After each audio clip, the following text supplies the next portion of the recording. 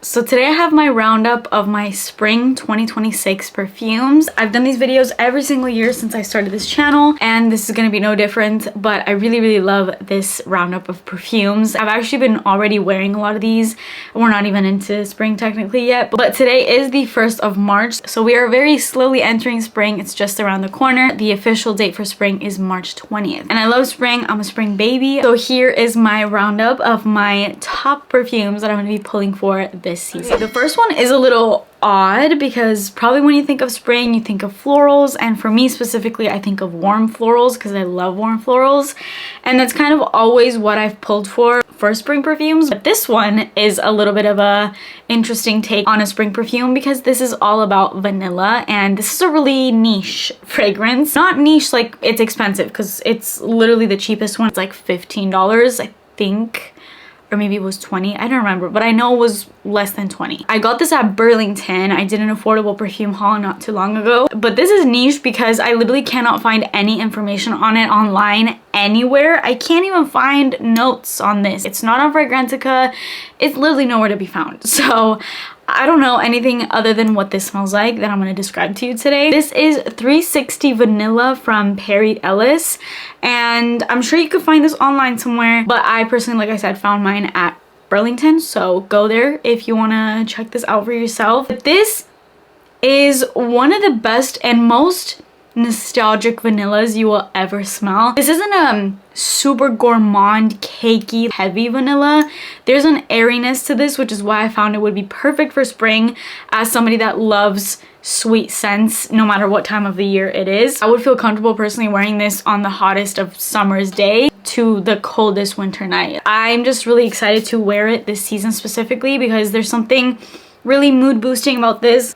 This is so nostalgic to me because when I first started getting into perfumes, my first perfumes weren't perfumes, they were body sprays, and this one is so reminiscent of the original, not the reformulated one, because they have reformulated now, but I think it was by Bodycology, and it was like toasted vanilla or something like that. It was such an old body spray. I'll put a picture of it right here. If you're an OG vanilla or sweet lover girly, then maybe you know about this body mist, but I grew up on this body mist and now I'm onto like the perfume version of it essentially. This smells exactly like that. It smells like toasted sugar. It's delicious vanilla, but there's definitely a toasty woodsy element to it. It smells so delicious. Kind of reminds me of warm vanilla sugar as well from Bath and Body Works. Definitely not your typical kind of like straight up vanilla extract gourmand vanilla, but honestly I feel like it's more elevated than that, so it makes me love this even more. And again, I think purely the nostalgia factor is what I love about this so much because it just reminds me of just a simpler time in my life. And yeah, highly recommend this if you love vanilla. Definitely get your hands on the Perry Ellis 360 degree vanilla. Next up, this is Gucci Flora Gorgeous Magnolia. This is my favorite from the Gucci Flora line. I've tried the Gorgeous Gardenia, which is the original one. Personally, this is the best. Such a warm floral scent, and it doesn't have that super mature white floral vibe. This one is sweet, and even though it has a lot of florals, there's also a lot of really nice fruits in here, specifically dewberry and also coconut. So it's like creamy coconut milk with a touch of magnolia jasmine-y goodness. There's something borderline intoxicating about this. I know this looks kind of like, you know, cute purple, whatever. This is downright date night, super sexy, sensual vibe. It's so feminine. There's something really magnetic about this scent. Maybe it's the patchouli in this. It's just really good. Highly recommend this one. And then onto a more purple vibe. I have the Almost Always by Khloe Kardashian. Another really good pick for spring perfumes would be the original. I think it's called XO Chloe from Chloe. That one's good too. I actually always keep that in my bag because it's such a nice little refresh perfume. But that one is way more clean and like white musk and just smells like clean laundry, soapy kind of thing. But this one gives a little bit more, and it's more warm florals. It's soft and delicate. And this one, as I've said in previous videos when I've talked about this is very reminiscent of old school, nostalgic OG celebrity perfumes. Think Justin Bieber perfumes, all the OG Wonderstruck from Taylor Swift perfumes, that kind of vibe. And I also grew up on those as well. As you can see, I really love nostalgia in my fragrances. Anything that can kind of bring me back to that kind of happy time of my life, I'm all about. So this one is kind of also that. But with that being said, it's not just like those, because there was definitely more of a juvenile element to those. This one kind of brings in those same kind of elements, but in more of a modernized and luxurious way. This also features magnolia, so I guess I just really like magnolia. Also jasmine and orange blossom, and also lavender, which is kind of why this is purple, you know. But the lavender here is really soft. It's not giving aromatherapy lavender, it's just giving a really nice soft purple vibe and kind of enhancing the warmth of some of the other white florals that are in here.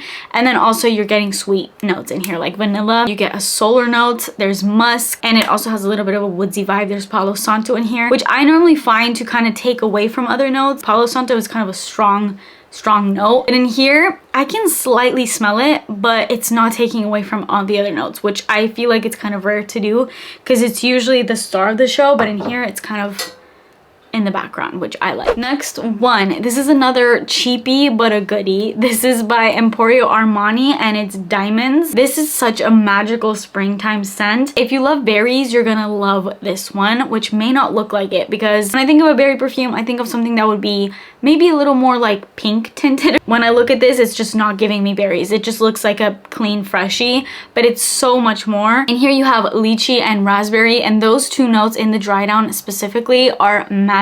Even though they're the top notes and it's kind of what you smell immediately, they also linger on even way after the dry down. The dry down becomes this gorgeous mix of raspberry, vanilla, hints of rose, and woodsy goodness. It's so good, so feminine and pretty, and it just smells pure. This definitely gives me bridal vibes, and it even has like this soft powderiness, almost gives me iris vibes, which I love iris, but there isn't any in here. I don't know, I'm getting it though. Another nostalgic one that reminds me of another body mist that I love even to this day. This is Jo Malone Scarlet Poppy. Now this one's a little bit of a pretty penny in comparison to some of these other ones, but for me this was totally worth it because it's literally like the luxurious perfumey grown-up version of my favorite body spray, which is Velvet Petals from Victoria's Secret, which to this day I wear all the time. I wear mixed with this just to kind of like enhance it, and with Velvet Petals I can literally put that head to toe without feeling bad about it, and then I'll go in and sprinkle this on my pulse points and I smell like this scent all freaking day. Velvet Petals I literally cannot describe. I don't know, it's like this creamy whipped almond, soft, warm, floral, feminine, girly scent. This one features ambrette, orris, fig, which is one of my favorite notes of all time. There's poppy, obviously it's called Scarlet Poppy, which is another very nostalgic note for me because I grew up around poppy flowers. My grandparents would always make little dolls out of them, so I have really fond memories with that as well. So all around, this is just such a mood boosting scent. As you can tell, now that we're coming out of winter, I'm going all in with these kind of mood boosting scents because that's all I want, and this scent is just that. There's tonka bean in here. It's all around just like a really well-rounded, smooth, I can't stop smelling this. One of those perfumes that just kind of leaves you in a trance. And technically this is unisex, as most Jo Malone perfumes are. Personally though, I think that way more leans on feminine. Next one, this is one you've probably heard me talk about a lot recently. Ever since I discovered this, I can't put it down. I've worn this so much, literally just in the past week.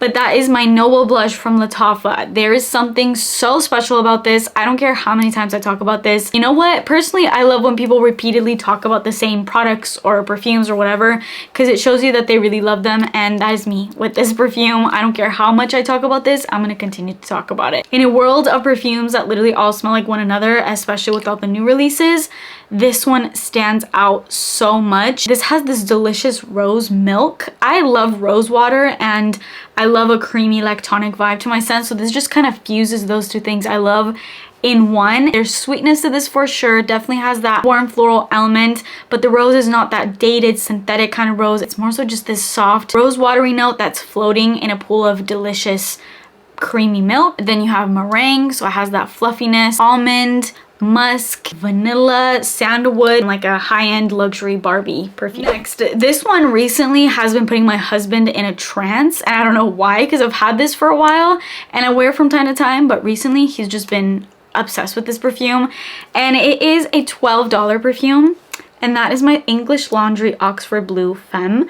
I got this at TJ Maxx, as you can see, for $12. I got this years ago, but I've still seen it there, so I'm sure you can still find it there now. But this perfume is another really special one. Now, it is kind of laundry leaning. It's a very clean scent, but it's a clean scent that doesn't just straight up smell like laundry. It literally will have you smelling like fruits and sweetness. You just smell so clean when you have this scent on.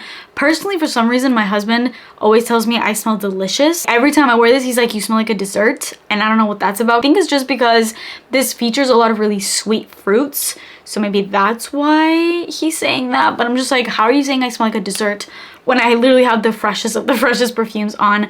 I don't know. But man, he's obsessed with this. This has kind of been like my bedtime scent because I always shower at night, and this has just been such a go-to little staple. Oh my, I almost dropped this on the floor for my nighttime routine after I take a shower.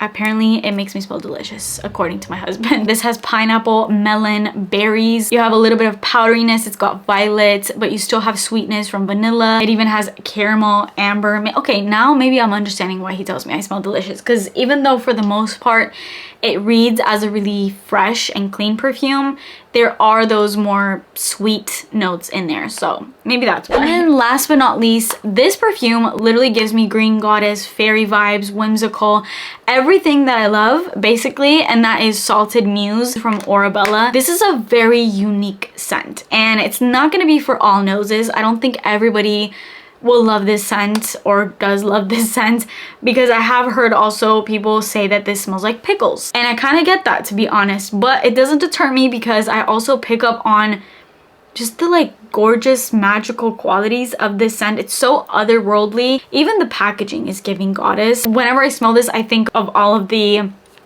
ad pictures when this first came out with Bella Hadid, and it's just, it looks so ethereal and otherworldly and fairy-like and goddessy, and so I associate this perfume with those pictures now. It's another one where it smells so odd, like it's quite literally the strangest perfume I have in my collection in the best way ever. This is another one where when I smell it, it puts me in a good mood, and I don't know why, because I've never smelled anything like this. It's not like this is reminding me of anything. It's just such a special scent, and again, in a world, like I said, where we're having so many of the same perfumes popping up, this is one that stands out, and I love it for that fact alone. It has sea salt, pink pepper, fig, lavender. It has olive tree. I think that's really what's giving this that really enhanced green vibe. I love anything olives. I love olives. Okay, I'm Mediterranean. It's literally in my DNA to love olives and feta cheese. Okay, so maybe that's why I love it. I don't know. There's also some nice little woodsy elements to this. It's a really nice one. Very unique, very strange. Maybe not the easiest blind buy, go in and smell it first, but it's one of those scents that really grows on you. I love everything whimsical, so that makes me love that. That is it for this video. I hope you guys enjoyed it. Let me know a list of 5 perfumes that you're pulling for this spring season. But that is it for me today. Please subscribe to my channel if you haven't already, and turn your post notifications on, and I will see you in my next video. Bye.